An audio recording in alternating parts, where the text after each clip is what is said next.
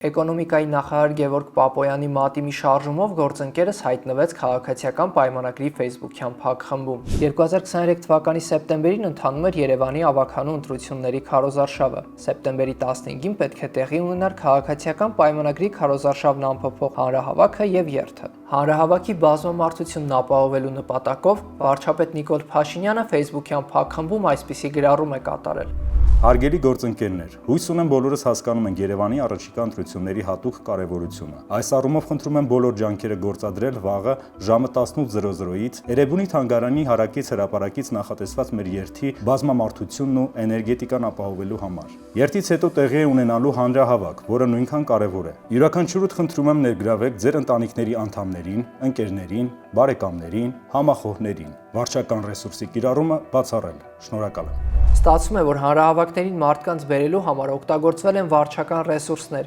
Իշխանությունը, որը խիստ քննադատում է ցույցերին վարչական ռեսուրսն օգտագործելու դեպքերը, ինքն է դա արել։